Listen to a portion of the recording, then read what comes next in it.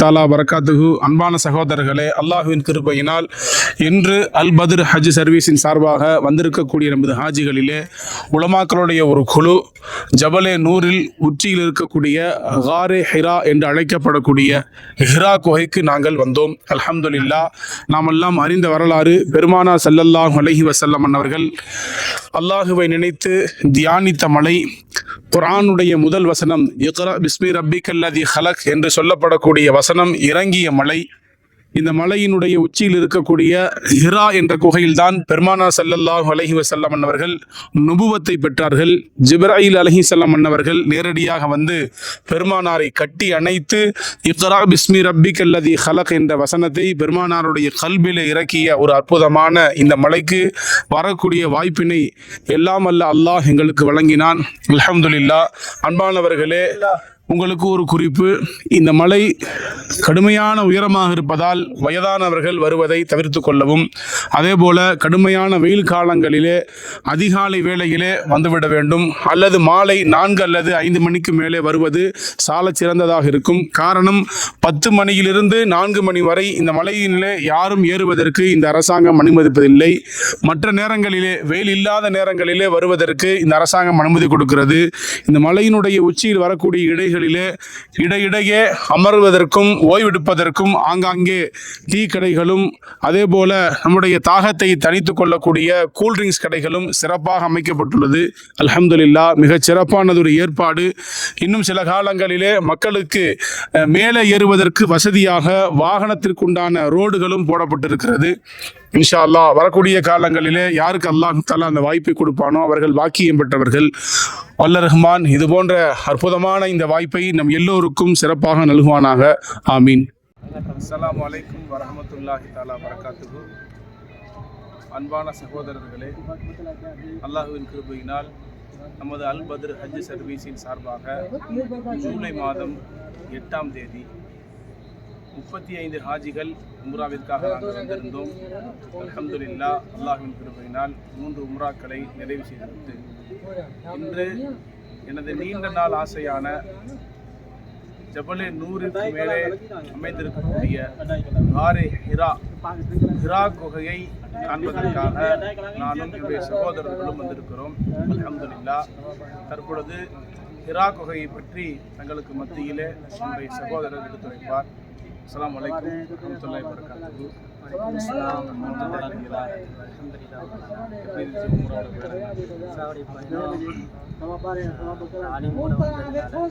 நிறைய பிரயோஜனங்கள், நிறைய விஷயங்கள் வந்து அனுபவ ரீதியாக உணர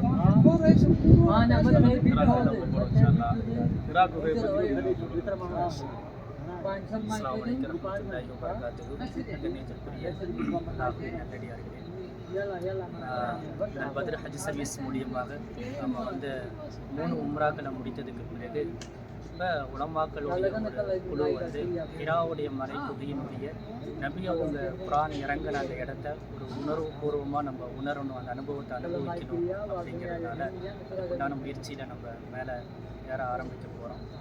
ஹிராவுடைய மலை குகையில் முக்கியமாக நம்ம ஆச்சரியமாக பார்க்குறது, நபி ஸல்லல்லாஹு வந்து காபத்துல்லாவிலிருந்து அல்லாஹுடைய கல்வத்துக்காக வேண்டி, தனிமையில் அல்லாஹுவை நினைவு கூறுவதற்காக வேண்டி எத்தனையோ இடங்கள் இருந்தாலும் இந்த இடத்த நபியை தேர்ந்தெடுத்திருக்கிறாங்க அப்படிங்கிறது உலமாக்களுக்கு, எங்களுக்கே அது ஒரு கேள்வியாக இருக்குது. அதனுடைய விடையை தேடி நாங்கள் பயணிக்க போகிறோம். வண்டியில் வரும்பொழுது ரொம்ப தூரம் கடந்து வரோம், காரில் வரும்பொழுதே ரொம்ப தூரம் வருது. இப்போ கண்மணி நாயகம் ஸல்லல்லாஹு அலைஹி இவ்வளோ தூரம் வந்து பிரயாணம் செஞ்சு வந்திருக்கிறாங்க. ஒன்று, ரெண்டாவது கண்மணி நாயகத்துக்கு உணவு கொண்டு வரதுக்கு ஹஜ்ஜா ரலியல்லாஹு அன்ஹா அவங்களும் வந்திருக்கிறாங்க. இது வந்து உண்மையிலே இவ்வளோ தூரம் நபி ஸல்லல்லாஹு வந்து அல்லாஹுடைய நினைவு கூறுவதற்காக வேண்டி இவ்வளோ உடல் உழைப்பு எடுத்து நபி அவங்க செஞ்சுருக்கிறாங்கன்னா இதில் ஏதோ ஒன்று அல்லாஹுடைய பின்னாடி ஒரு ஹிக்மத் இருக்குது, ஒரு ஞானம் இருக்குதுங்கிறது நம்மளுக்கு தெரிய வருது. நபி அவங்களுடைய ஒரு 25 வயசுல இருந்து கூட சொல்கிறாங்க, நிக்காவுக்கு பிறகு கூட நபி அலைஹிஸ்ஸலாம் வந்து நிக்காவுக்கு முன்னாடி வியாபாரத்தில் ஈடுபட்டிருந்தாங்க. கதீஜா ரலியல்லாஹு அன்ஹா அவங்கள நிக்கா செஞ்ச உடனே நபி அவங்களுடைய சிந்தனைகள் அல்லாஹ் தஆலா நுபுவத்துக்கு முன்னாடியே நபியை தயார் பண்ண ஆரம்பிச்சிட்டாங்க, தர்பியத் பண்ண ஆரம்பிச்சிட்டாங்க. நபியோடைய எப்படி சொல்லுவாங்கன்னா தஹல்லின்னு சொல்லுவாங்க, உலக படைப்புகள் மஹ்லூகாத்துகளை விட்டு ஒதுங்கி போய் ஹாலிக்க நெருங்கிறது.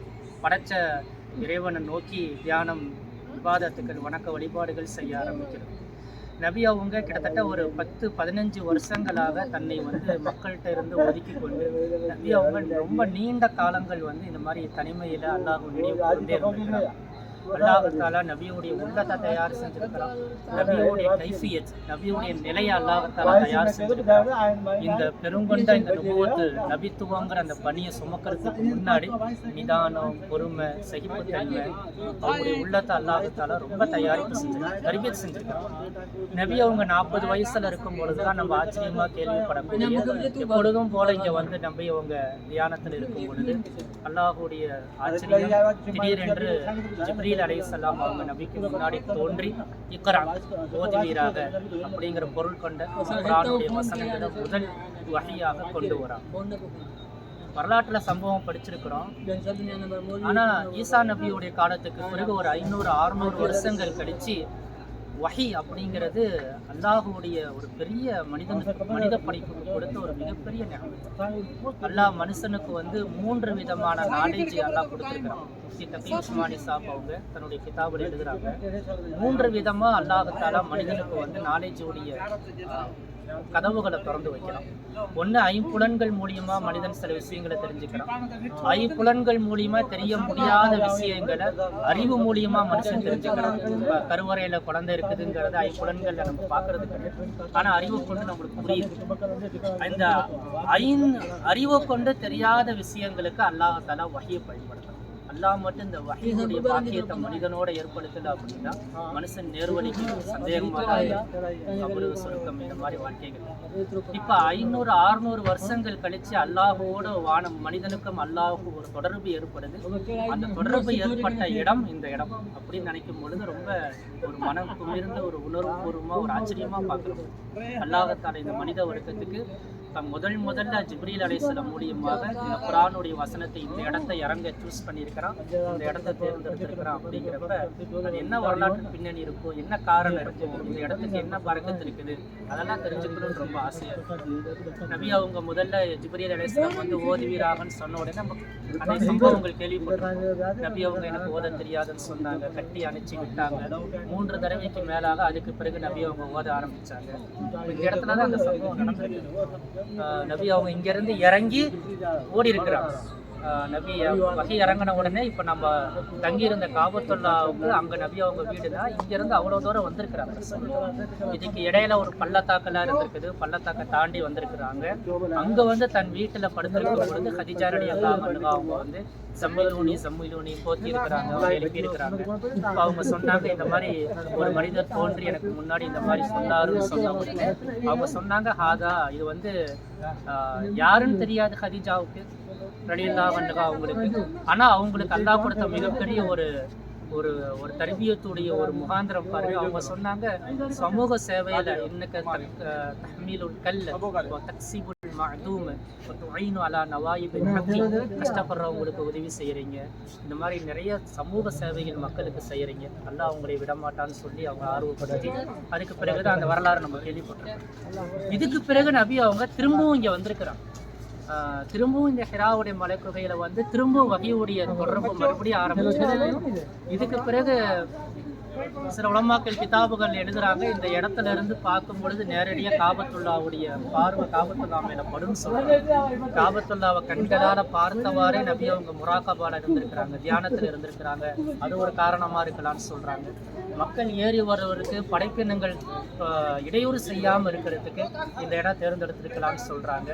ஆனா இது நம்ம இந்த இடத்துல வந்து சம்பவம் படிக்கிறது வேற, அந்த சம்பவம் நடந்த இடத்துல வந்து அதை உணர்வுபூர்வமா அனுபவிக்கிறது உண்மையிலே அல்லாஹ் கொடுத்தது.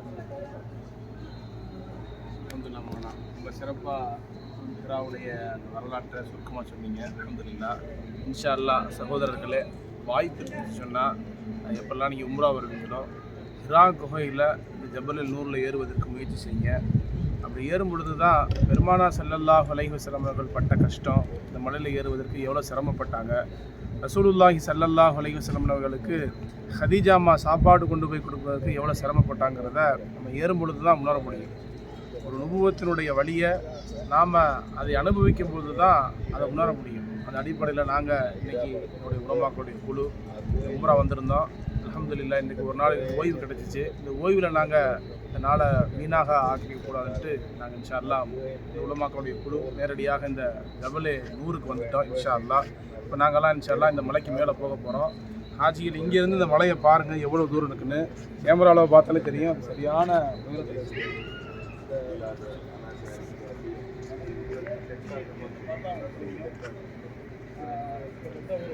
6 கிலோமீட்டர் 7 கிலோமீட்டர் தொலைவில் இருக்கக்கூடிய இந்த மலைக்கு இப்பொழுது நாங்கள் நடந்தே பயணித்து மேலே போக போகிறோம். பெருமானா ஸல்லல்லாஹு அலைஹி வஸல்லம் பட்ட அந்த கஷ்டத்தை நாங்களும் உணர வேண்டும் என்பதற்காக வந்திருக்கோம். கடுமையான வெயில், இந்த வெயிலில் மலையில் ஏறணுங்கிற ஒரு வைராக்கியத்தோடு நாங்கள் வந்துட்டோம். அல்ஹம்துலில்லாஹ் அல்லாஹ் இந்த பயணத்தை லேசாக்கி தந்தார். அல்ஹம்துலில்லாஹ்.